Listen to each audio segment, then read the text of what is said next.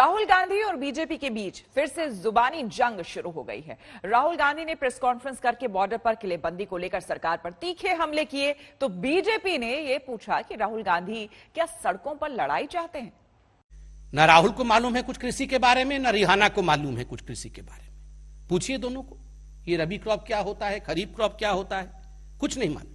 न राहुल को मालूम, न रिहाना को मालूम, मगर दोनों की आदत एक है, दोनों ट्वीट कर रहे हैं। रिहाना पर सोशल मीडिया के हो हल्ले के बीच बीजेपी अपने निशाने से नहीं भटकी। किसान आंदोलन की राजनीति में राहुल गांधी ही टारगेट पर रहे। आज राहुल गांधी ने कैमरे पर आकर चुभने वाली कई बातें भी की। जवाब देने के लिए संबित पात्रा उतरे। मैंने कहा है कि किसान हिंदुस्तान की स्ट्रेंथ है, शक्ति है, और इसको दबाना, मारना, धमकाना सरकार का काम नहीं है। सरकार का काम किसान से बात करने का है और इस समस्या को रिजॉल्व करने का है। मैं किसानों को बहुत अच्छी तरह जानता हूं, ये नहीं जाएंगे, पीछे नहीं हटेंगे। अंत में सरकार को ही हटना पड़ेगा। आज ठीक उसी प्रकार राहुल गांधी जी ने धमकाया कि कोई पीछे नहीं हटेगा, बातचीत में हम विश्वास नहीं रखते हैं। अरे राहुल जी, ये तो किसानों का आंदोलन है।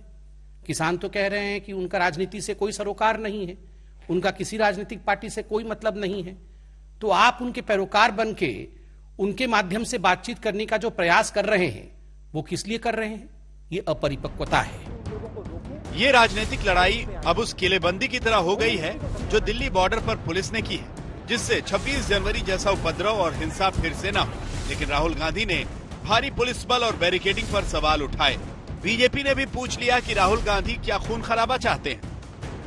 सरकार किलाबंदी क्यों कर रही है?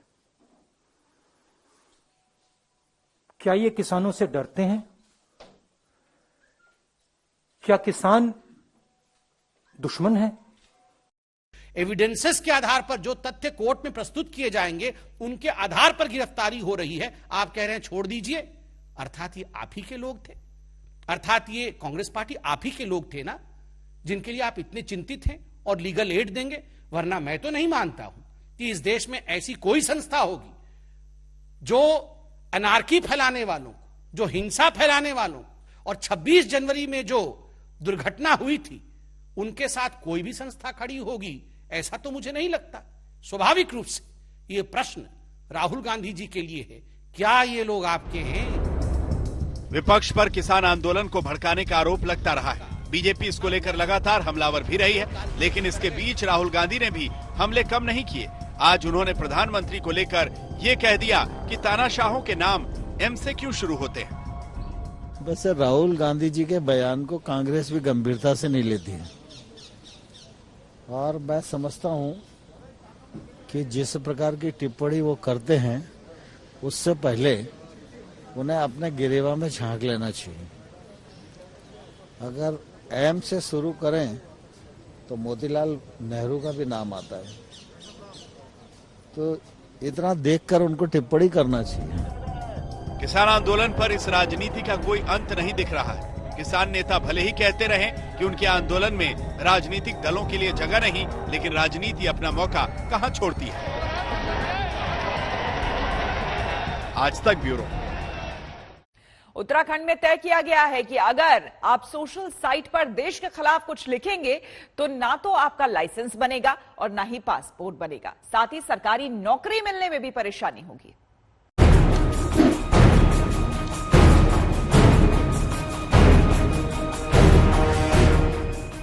बोलने की आजादी देने वाला संविधान का अनुच्छेद 19(1) जो कहता हो वो कहता हो, लेकिन उत्तराखंड के सबसे बड़े कोतवाल जो कहते हैं, अगर वो नहीं सुना तो क्या सुना।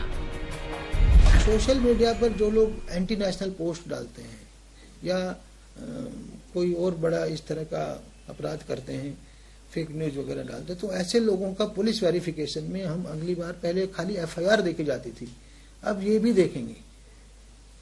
पुलिस वेरिफिकेशन करते वक्त ये सोशल मीडिया पे इसका बिहेवियर कैसा, एंटी नेशनल तो नहीं है। अगर इस तरह के बिहेवियर वाले लोगों को फिर शस्त्र लाइसेंस या पासपोर्ट वेरिफिकेशन वगैरह, वो उसमें उनको प्रॉब्लम हो सकती है।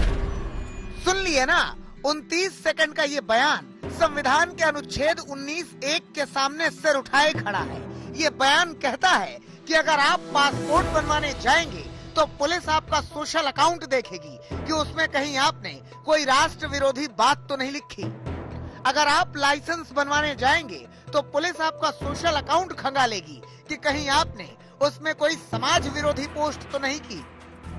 और तो और आपका पूरा सोशल साइट प्रोफाइल चेक किया जाएगा और बहुत संभव है कि इसके आधार पर आपको सरकारी नौकरी भी न मिले। फिर से सुनिए यही बात। सोशल मीडिया पर जो लोग एंटी नेशनल पोस्ट डालते हैं या कोई और बड़ा इस तरह का अपराध करते हैं, फेक न्यूज वगैरह डालते हैं, तो ऐसे लोगों का पुलिस वेरिफिकेशन में हम अगली बार पहले खाली एफआईआर देके जाती थी, अब ये भी देखेंगे।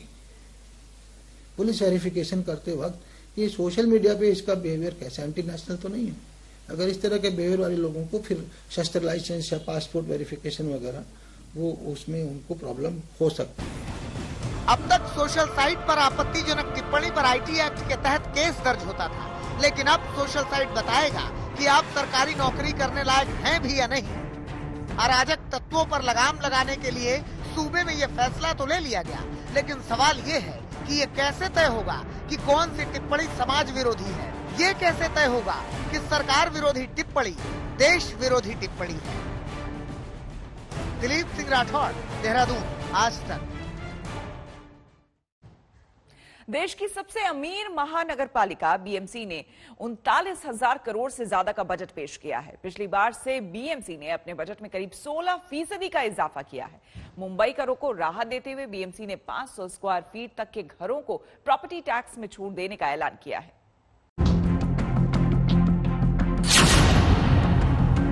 आज बीएमसी का शिक्षा बजट पेश करते समय joint municipal commissioner Ramesh Pawar की ये तस्वीर वायरल हो गई। उन्होंने बजट पेश करने से पहले गलती से सैनिटाइजर की बोतल को पानी समझकर पी लिया। हालांकि पीछे खड़े स्टाफ ने उन्हें सावधान किया।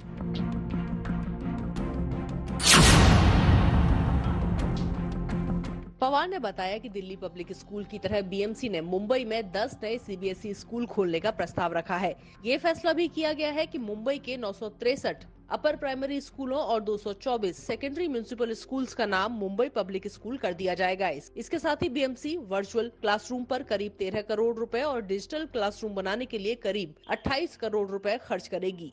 बीएमसी को साल 2020-21 के दौरान कोरोना के चलते करीब 2200 करोड़ रुपए का नुकसान हुआ है। कोरोना की वजह से मुंबई में काम धंधे लंबे समय तक बंद रहे थे।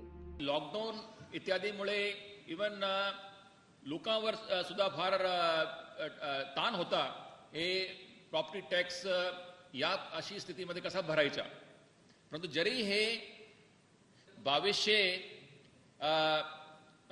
कोटीच्या सुमारे जे काही शॉर्टफॉल आहे हे महानगरपालिकाच्या कायमचं नुकसान राहणार नाही। 21-22 मध्ये हे एरियर्स रिकवर होणार आणि हे नुकसान भरपाई कव्हर अप होईल। बीएमसी ने महाराष्ट्र सरकार के सामने ये प्रस्ताव भी रखा है कि वो उसे मुंबई की प्लानिंग और डेवलपमेंट के लिए एक सिंगल अथॉरिटी नियुक्त कर दे, जिस पर महाराष्ट्र सरकार विचार कर रही है। बीएमसी के बजट में इस बार डेवलपमेंट प्रोजेक्ट्स पर ज्यादा जोर दिया गया है। सीएम उद्धव ठाकरे मुंबई को बाढ़ से मुक्त शहर बनाना चाहते हैं। बीएमसी ने स्टॉर्म वाटर ड्रेन वर्क के लिए बजट में 1139 करोड़ रुपए आवंटित किए हैं। मीठी नदी की साफ सफाई और सौंदर्यीकरण के लिए भी अलग से बजट रखा गया है। यामध्ये आपला 13,135 कोटीचा ऑलरेडी काम चालू आहे कोस्टल रोडच्या, ज्यामध्ये चालू वर्षामध्ये जवळपास 1600 कोटी खर्च होणार आहे।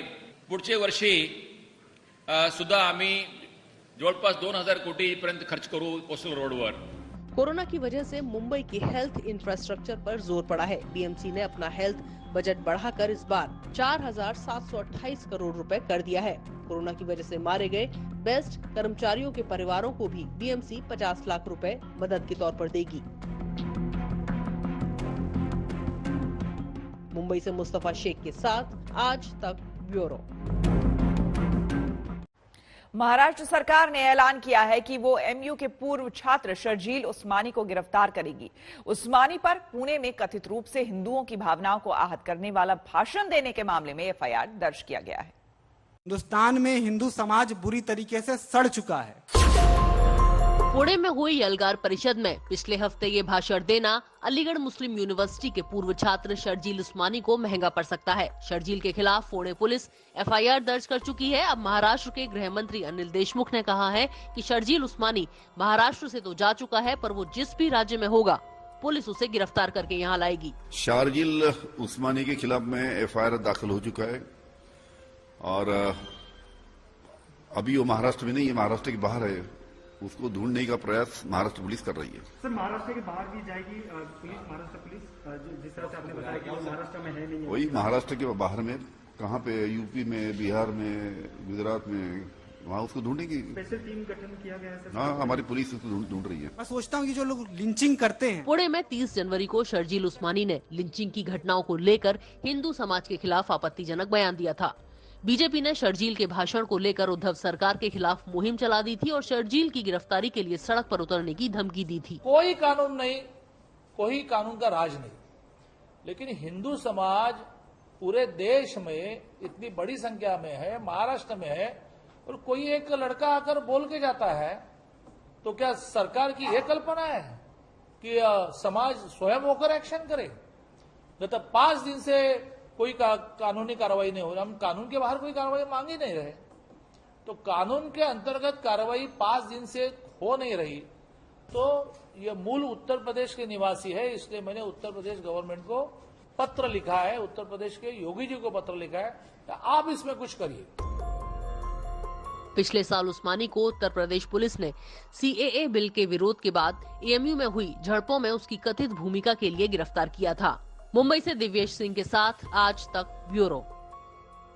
इस वक्त की बड़ी खबर आपको बता दें, किसान आंदोलन में 26 तारीख को आईटीयू में जिस ट्रैक्टर के पलटने से किसान की मौत हो गई थी, रामपुर उनके परिवार वालों से मिलने के लिए पहुंच रही है प्रियंका गांधी। प्रियंका गांधी निकल चुकी है रामपुर के लिए थोड़ी ही देर में। अब आपको हम बता दें कि प्रियंका गांधी दरअसल आज उस मृतक किसान के परिवार से मिलने जा रही है। ट्रैक्टर हादसे में इस किसान की मौत हो गई थी।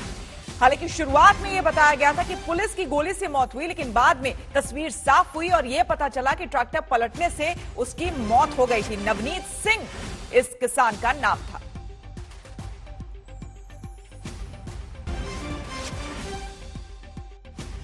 कांग्रेस पार्टी की उत्तर प्रदेश महासचिव प्रियंका गांधी वाड्रा निकल गई हैं दिल्ली से रामपुर की ओर। जी हां, आज वो जा रही हैं। अंतिम अरदास है नवनीत सिंह की, जिनकी मौत हो गई थी 26 जनवरी को किसान आंदोलन के दौरान। अब देखिए तमाम कांग्रेस की गाड़ियों का काफिला, प्रियंका गांधी की गाड़ी भी रामपुर की ओर, लगभग 5 घंटे का रास्ता है। और पिछली बार जब प्रियंका निकली थी हाथरस की तरफ, तो उत्तर प्रदेश पुलिस के साथ उनकी आमना सामना हुआ था। ये कहा गया था कि उनका रास्ता रोका पुलिस ने और उनको आगे जाने नहीं दिया। काफी सियासी मुद्दा भी बना था। अब एक बार फिर से उत्तर प्रदेश के रामपुर का रुख कर रही है प्रियंका गांधी वाड्रा। हालांकि अभी साहिबाबाद से मोहन नगर के रास्ते होते हुए हम लोग निकले हैं, पर उनको अभी तक किसी ने रोका नहीं है। कैमरा पर्सन संजय के साथ मौसमी सिंह, दिल्ली आज तक। तो प्रियंका गांधी निकल चुकी है रामपुर के लिए। आपको बता दें कि मृतक किसान नवनीत सिंह उस किसान का नाम है। वो यूपी के उत्तर प्रदेश के रामपुर जिले के डिबदीहा गांव का रहने वाला है, जो कि उत्तराखंड के बाजपुर सीमा से लगा हुआ है। तो ये जो इलाका है वो उत्तराखंड के बाजपुर से लगता हुआ है। रामपुर जिले में ये गांव है डिबदीहा, वहां का नवनीत सिंह रहने वाला है। और दरअसल पूरा मामला ये हुआ था कि किसान आंदोलन में जो तय रास्ता था, उस रास्ते से अलग हटके जब किसान जाने लगे, आईटीओ की तरफ किसान आ गए, तो पुलिस से उनकी झड़प हो गई, जिसमें पुलिस ने लाठीचार्ज भी किया था, आंसू गैस के गोले भी चलाए थे। और उसी दौरान ट्रैक्टर पलटने से नवनीत सिंह की मौत हो गई थी। और उसी नवनीत सिंह के परिवार से मिलने के लिए रामपुर के लिए निकल चुकी हैं प्रियंका गांधी। अब पूरे मामले में देखिए, राजनीति अपने चरम पर है जब से ये पूरी खबर सामने आई है। अलग अलग राजनीतिक दल जो हैं वो अपनी अपनी तरह से राजनीति भी इसमें कर रहे हैं। और प्रियंका गांधी इस वक्त जो है वो निकल चुकी हैं रामपुर के लिए मृतक नवनीत सिंह के परिवार से मिलने के लिए। अब यहां पर देखना होगा कि रास्ते में क्या उन्हें कहीं रोका जाता है या फिर वो परिवार से मिल पाती हैं।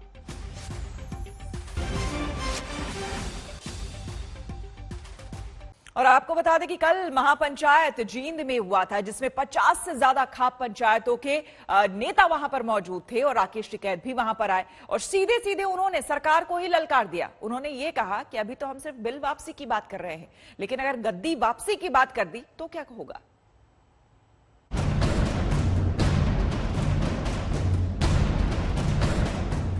हमने अभी बिल वापसी की बात करी है, सरकार कान खोल कर सुन ले। अगर इस नौजवान ने गद्दी वापसी की बात कर दी तो क्या करोगे?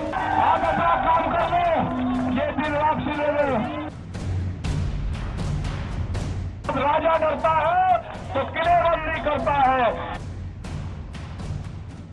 न हमारा ऑफिस बदला जाएगा, न हमारे पंच बदले जाएंगे। उन्हीं पंचों से ये फैसला होगा, उनमें से हम भी एक हैं। इसे अल्टीमेटम ना कहें तो क्या कहें, इसे सीधे सरकार से भिड़ना ना कहें तो क्या कहें।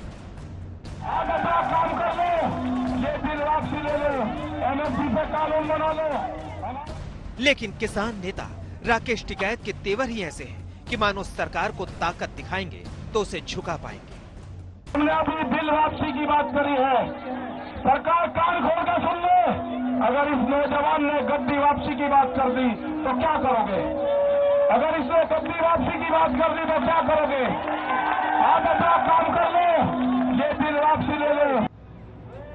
26 जनवरी के बाद पहली बार राकेश टिकैत ने दिल्ली के गाजीपुर बॉर्डर का अपना प्रदर्शन स्थल छोड़ा था और हरियाणा के जींद की खाप पंचायत में पहुंचे थे। गणतंत्र दिवस के दिन सामने आई हिंसा के बाद अब किसान संगठनों के सामने दो बड़ी चुनौतियां हैं। पहली बड़ी चुनौती राष्ट्र विरोधी तमगे को खत्म करना और दूसरी बड़ी चुनौती धरना स्थलों पर फिर से प्रदर्शनकारियों को जमा करना।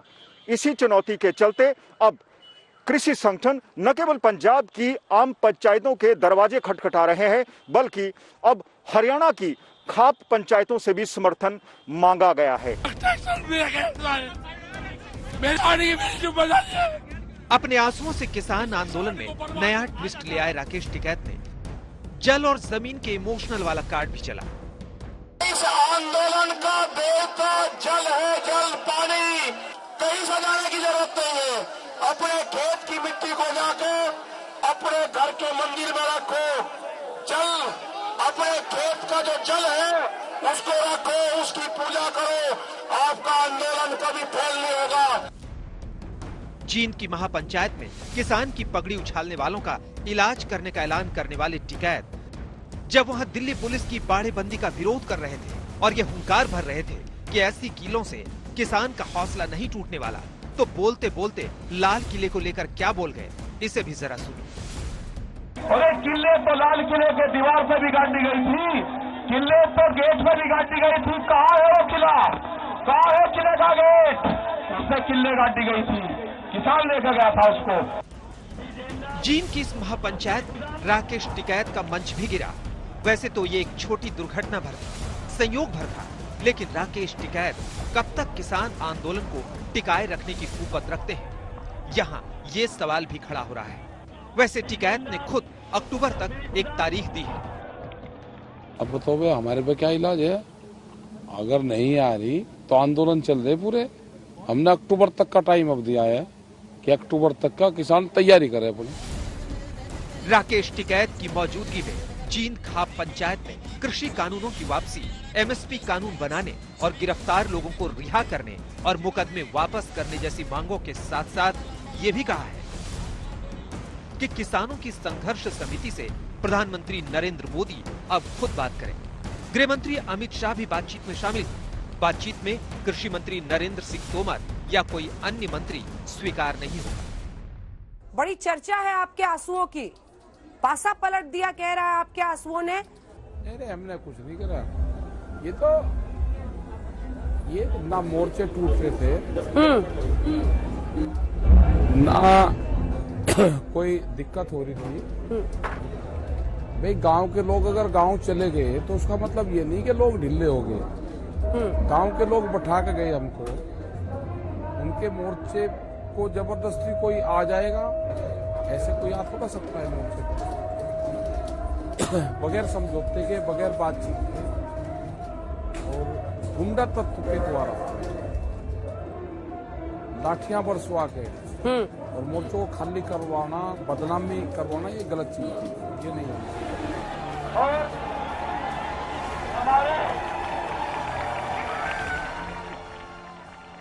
जींद से मंजीत सहगल के साथ आज तक ब्यूरो।